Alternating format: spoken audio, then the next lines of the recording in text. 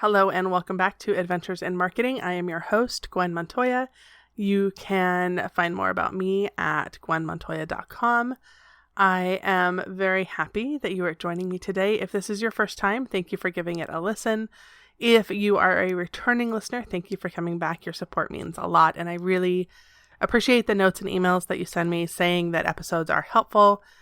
So thank you for taking the time to reach out. I really appreciate that. In today's episode, I want to talk about staying focused in all of the noise. And I am seeing a lot of people just feeling ground down. They are stressed out. They're feeling overwhelmed. And when we're in that place, especially if we are business owners, because honestly, if you're listening to this podcast, you're probably a business owner. We have to live in the world, but we also have businesses to run. And it can be so hard to focus when there is so much noise and stress happening in the world. And so I kind of wanted to talk about that in today's episode. What do we do? What do we do when everything feels like it is too much? And we are here trying to maintain businesses and schedules and normalcy in the middle of a place that is not normal and it's not okay. But then we still have things to do. So what do we do in those spots? So the first thing I think when it comes to being a member of the community of Earth and being good people, I think we do what we can, where we can, and when we can. We help our neighbors, we help our friends. You know, if we have the funds to donate to organizations that are doing really good work in the world, then we do that. There are thousands, and I'm sure that we all have our favorites. We take care of ourselves, because if we're not taking care of ourselves, we can't do any of the other things. We get beyond the bubble bath and the massages when it comes to self-care, right? Like you need to be drinking water. You need to be moving in a way that feels good to your body. You need to do something that is just for you, that is just because you enjoy it. But I remember when my kids were little and just feeling like I had no space, no autonomy. So even if you're in that place where your kids are little and you are stressed out, you need to have some sort of time for yourself, even if it's going and sitting in your car in the driveway and listening to music or a podcast or something, even if you don't go anywhere, right? You need to have some time and some space.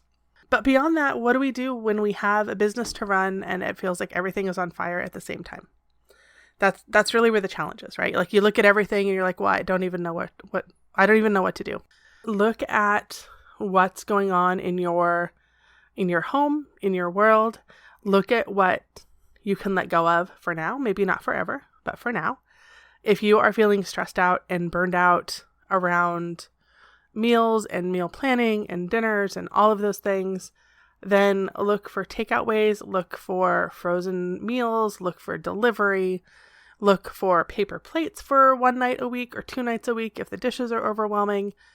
And it's such a small thing, right? Like do the dishes, or meal plan. But it really does take a lot of time and a lot of mental energy. And if you're feeling stressed out by everything else, you might not have the mental energy for that. So if that's something that would help you, do that. And then look in your business. So if blogging is something that you want to do, but it does not necessarily bring you business in this short term, then let it go for 6 months and come back to it. Or podcasting, if you have a podcast and it is something that you love, but is something that is stressing you out on top of all of the other stressors, let that go. If sending an email to your list every single week is stressing you out, do it once a month. Like there are ways to still stay visible and still stay in front of people without burning ourselves out. And this isn't really about burnout. It's more about when there's so much stuff going on in the world and so many things we have to keep track of, that we still have to keep forward momentum in our business. But where can we lessen it? Where can we let go of it? Same with social media posting. If you're posting every single day, try cutting it back to 4 times a week or 3 times a week and see if that impacts your business. And if it does, then ramp it back up. If it doesn't, then stay at that level because you have gained back more time in your brain to think of other things. And look at where you can outsource. And I know that right now, you know, some businesses are doing really great. Some businesses are doing not so great. If your business is in a place where it's doing really great and you are growing and you are feeling overwhelmed in that area, then look for ways to outsource. And outsourcing doesn't necessarily have to always mean hire a VA. It can mean hire a copywriter to write, you know, your email so that you don't have to do that. It can mean hire a housekeeper so that you don't have to do that. It can mean, like I said, get takeout or sign up for a meal delivery service. Like there's lots of different ways that we can do outsourcing that can remove some of the mental noise in our heads because somebody else is taking care of it. Now, if you're somebody who would get more stressed out by having a housekeeper, then that's not going to be your person, right? But there are other things that you can do.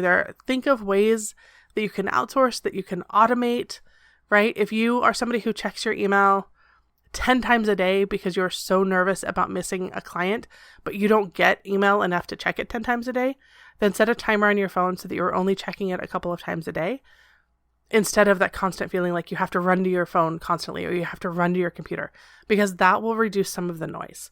And the same goes for social media. Like, I love social media, but you can also set a timer and get off. You don't have to doom scroll. You don't have to spend all day there. You don't have to respond to anybody's comments on any post ever. You are not required to get in the muck with everybody. I mean, if that's a stress relief for you, then do that. But for a lot of people, they feel like they have to respond to comments, but do you really have to? And if you feel like it's something that you want to respond to, just save it and go back to it in a day or two and see if you really want to respond to it. And I think a lot of times what you'll find is that it's not as important, because I think one of the things social media does is it makes us feel like everything is important at all times in the moment right now. And it can pull us away from the important things. So that's something to think about too. When it comes to keeping our businesses afloat, because again, we are business owners, I always ask people, where did your last 5 clients come from? Where did your last 5 influxes of money come from? Go do more of that, because those last 5 times, wherever they came from, it worked. Go back and do that again. Do the thing that made the five people hire you, or the 5 different businesses work with you, or whatever it is. The 5 different times that you got money, go do more of that, because that works. And in a time when we are feeling really overwhelmed and there's a lot of noise and there's all of these shiny objects and there's so many new social media platforms and Instagram ads this week and changes that next week, it can be really overwhelming. And so instead of trying to chase the newest shiny thing, think about where your last 5 sales came from, your last 5 contacts, your last 5 referrals. Go do more of that. And that is going to be a better long-term strategy in general than being stuck on social media, feeling like you are doom scrolling, feeling like you can't get off because everything is terrible all the time. And then you really need to find ways to take care of yourself in a long-term, sustainable way. Whether that is, running around the park with your kids, or that is going for a walk by yourself, or that is going to the forest or the ocean, or if you're somebody who actually loves long bubble baths, whatever it is, reading a new book, whatever it is, something that is for you, something that could be considered a hobby if you wanted it to be a hobby, something that you don't feel like you have to monetize, or something that you prevent yourself from monetizing if you're somebody who is always having ideas and can't wait to start new businesses, right? But I think we all need something in our lives that is just for us and doesn't make sense necessarily to anybody else, but we get pleasure from it for no other reason that it brings us pleasure. Because again, we live in a world where everything has to be monetized and we have to keep going. And if we're not being productive, even on a weekend, then what are we even doing with our lives? And it's really okay to take a step back and say, no, my family is important. My hobbies are important. Me sitting on a couch and reading a book for 3 hours and nobody talking to me is important.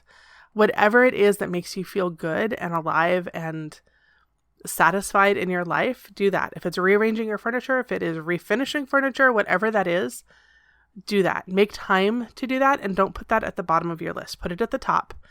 Like there's that story about putting the big rocks in the jar first and then filling it in with the little rocks and the little sand and all the little things. Figure out what your big rocks are. And I'm hoping that one of the big rocks is not hoping, it needs to be. One of the big rocks needs to be how you take care of yourself. And I think that if you start with the big rocks of taking care of yourself, making sure that your business is solid, doing the important things in your world, then let it fill in with the little stuff and all the noise. But if you focus only on the noise, you can't hear anything else that's important. And that's what we need to do. We need to focus on the things that we can do. And like I said, if you have money to donate, or time, if you don't have money, time is also something that is a valuable thing to share with somebody who needs it. Help your friends, help your neighbors, stay connected to your community, reach out and create new community if you don't have one. Like, these are all really important things, and they last longer than the noise in the world. Hopefully this episode was helpful. Hopefully it gave you something to think about. If there's something that I forgot or something that you disagree with me on, I would love to hear it. My email is gwen@gwenmontoya.com, or you can learn more about me at gwenmontoya.com.